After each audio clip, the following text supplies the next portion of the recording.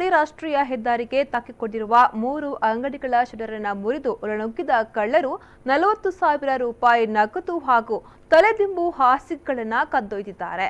Hosangadi classmate book ಸ್ಟಾಲ್ಗೆ shutter ಅನ್ನು ಮುರಿದು ನುಗ್ಗಿದ ಕಳ್ಳರು ಹೊಸಂಗಡಿ ಕ್ಲಾಸ್ಮೇಟ್ ಬುಕ್ ಸ್ಟಾಲ್ಗೆ ಶಟರ್ ಅನ್ನು ಮುರಿದು ಒಳನುಗ್ಗಿದ ಕಳ್ಳರು ಡ್ರಾವರ್ನೊಳಗೆ ಇರಿಸಲಾಗಿದ್ದ ನಗದು 15,000 ರೂಪಾಯಿಯನ್ನ ಕಳವುಗೈದಿದ್ದಾರೆ. ಈ ದೃಶ್ಯ ಸಂಪೂರ್ಣವಾಗಿ ಸಿಸಿ ಕ್ಯಾಮೆರಾದಲ್ಲಿ ಸೆರೆಯಾಗಿದೆ.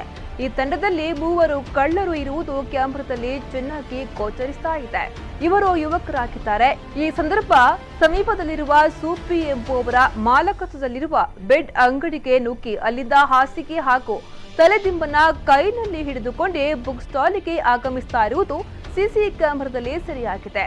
ಘಟನಾ ಸ್ಥಳಕ್ಕೆ ಮಂಜೇಶ್ವರ ಪೊಲೀಸರು ಆಗಮಿಸಿ ಪ್ರಾಥಮಿಕ ಮಾಹಿತಿ ಕಲೆ ಹಾಕಿದ್ದಾರೆ.